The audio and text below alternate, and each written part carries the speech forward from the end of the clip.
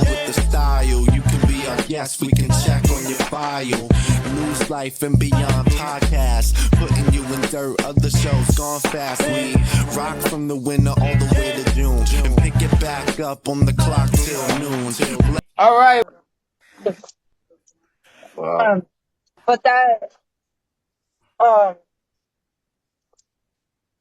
way they talk about it is like he didn't do anything, or nobody said nothing to him. Like he was completely just unprovoked in his response to them. And in the report it says,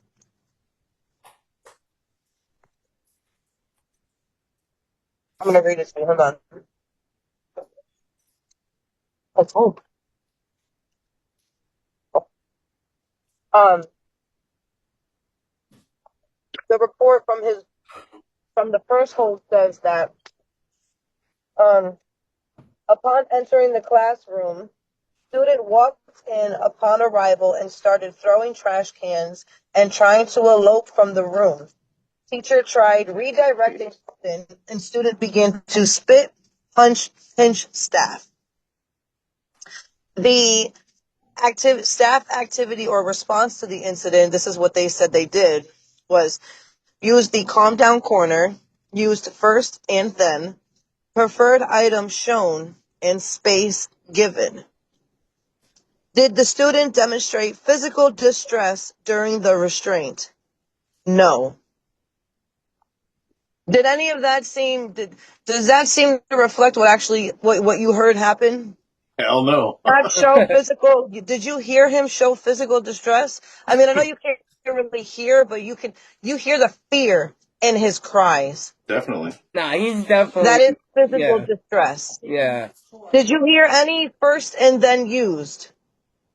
When you try to go first, we do this, then we do that. That's how they use first and then, First we'll do this, then we'll come back and do that, is what you want to do. But first we're going to do this. None of that was used. Yeah. The preferred items that you tried to give him, that he said he didn't want, was the same item you just threatened to throw away and escalated the whole ordeal. Right. So I'm confused at how any of that is supposed to be productive in de-escalating a situation that you escalated yourself. Right. Do you think if your son would have got his toy back, that things would have calmed down a little bit more, or? It's not even about the toy. Right. It's the fact that you used it right. against him to try to get him to submit to you. You cannot use their items as a threat for compliance.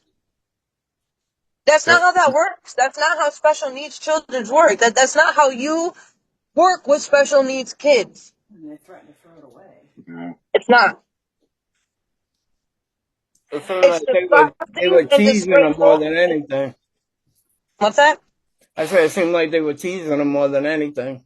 Yeah, it's disgusting and disgraceful as professionals that you are even treating children. These are toddlers. These are pre-K children.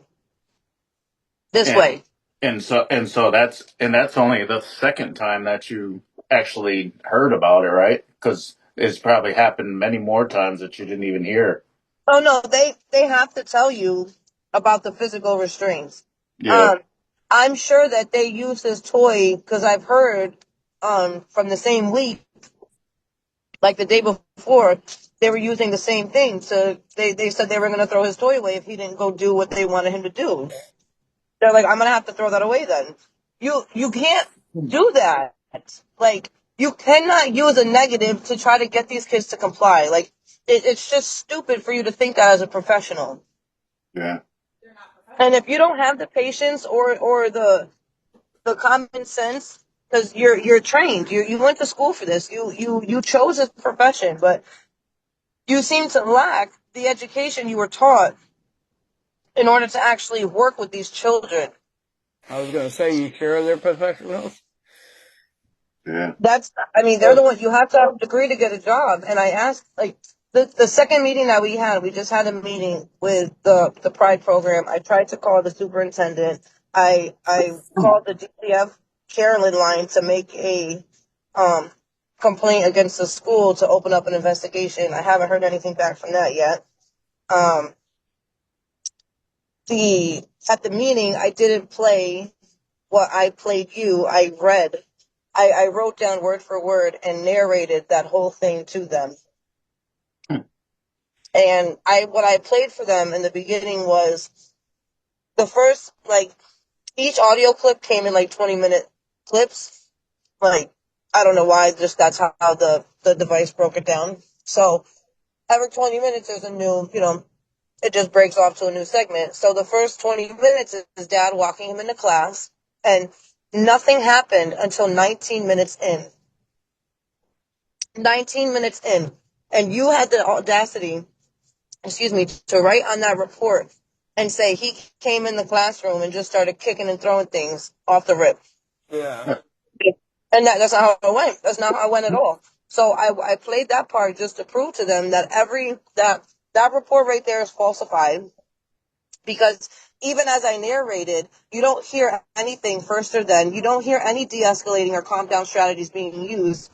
You hear him being forced into a corner where he clearly, or forced into somewhere where he doesn't want to go.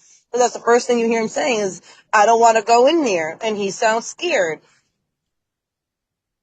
So tell me how anything you're doing after that is right when everything is being forced. So let me ask you this. I don't think you mentioned it. So when you came to him and you played these clips for him, or even told him about the fact that you're recording, how was that? How was that reaction? We didn't necessarily say we recorded it. Yeah. We just said that we heard. I went in there telling them that their reports were wrong. Yeah. What we heard is not what happened. And they said, well, how do you know? And I said, well, we have to do what we have to do to protect our son. Yeah. But what we know is what happened, and these reports do not coincide with what actually happened. Like, what you hear is not what you actually documented. Yeah. So they still don't know you have these recordings? I mean, they do, Yeah. but we never actually agreed to, we never actually admitted to it out loud. Yeah.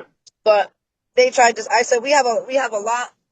I said we have a lot of these because we went in there with the laptop and we played that first one that just said that I only played that beginning one that clearly stated that he wasn't doing nothing but minding his business. Right. Yeah. For 15 minutes, 15 to 18 minutes in that classroom. By the time dad walked into the class, or dad walked into the front door, and then they walked into the classroom, 19 minutes into that clip, nothing happened until 19 minutes in, where the teacher came over and asked him to come sit in like circle time, and he said he didn't want to go. So is that what upset him a little bit? Is the circle time, or you don't? Yeah, but like you forced him to want to do circle time because she was Right. like, you don't want to sit with me. Well, that makes me sad. And if you don't want to sit, I'm gonna have to take that. Yeah. But you're already trying to threaten him. Like, Yeah. why don't you offer him to go for a walk? Like, hey, why don't we go for a walk and then we come sit down? That's how you use first and then properly. Yeah. That's how you utilize the first and then that you actually documented you used. But you didn't use it. That's wild.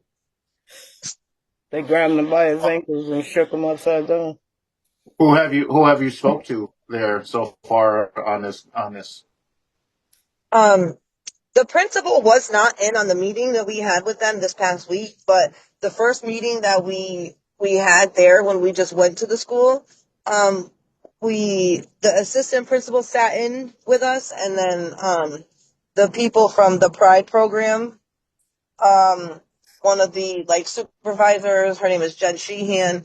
This lady, Amy Hall, is the director of the Pride program. She was the one that sat in on the second meeting, and she tried to tell me it was a Class D felony for having a listening device. And I said, show me the statute where it says that.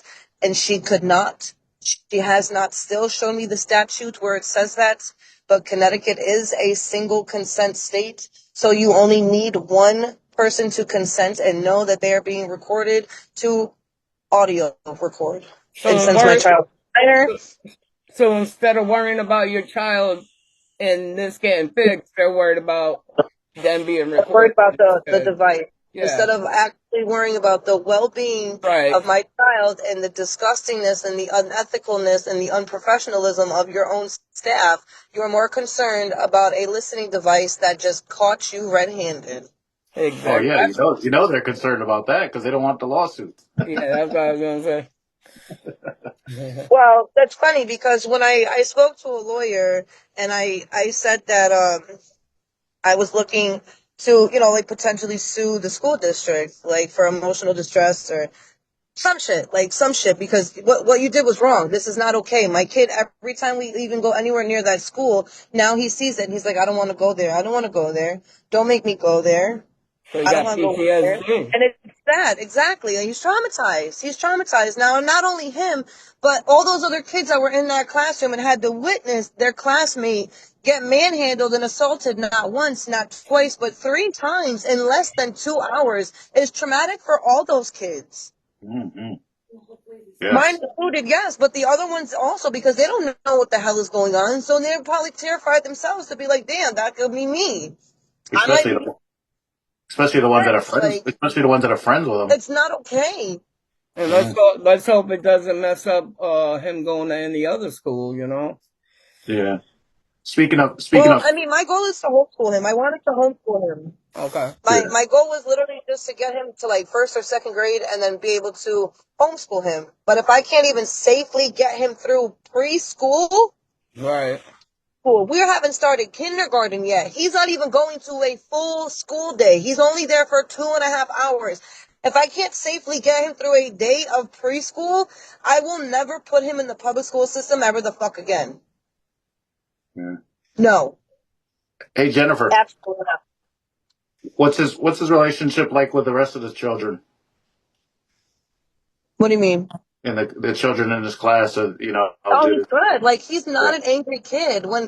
He has no issues with any other kids. Like, he doesn't assault children at school. Like, he's never gotten in trouble for like hitting another kid. But it's just like, just talk to him like he's a human being. Talk to him like you are a professional and special needs children. Like, like you chose this profession and you have a heart to help kids. Talk to these kids that way, because talking to them this way just sounds like you're a stressed out parent who doesn't have the patience to deal with anybody. And I don't even speak to my child that way. I'll threaten to throw his stuff away, but I don't do it with such hatred in my voice like that. A lot of these teachers don't even have kids, I bet, because I know that's how it was at my son's school. Half of them didn't even have kids. They just were teachers and weren't good at that either. So I'm glad they weren't parents. Well, all you got to do is take some classes, right? So yeah. Necessary. Well, I asked the teacher, the actual special education teacher in his classroom, I said, you have your degree, right? And she said, yes. And I asked her where she graduated, and she gave me a university or somewhere. I forget where she said. And I said, did they teach you that it's okay to use, like threats like that to try to get compliance out of these kids?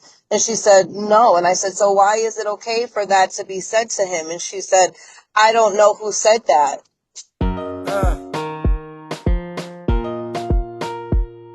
It's your girl King says, every bitch's fantasy, the biggest says, you already know what's going on.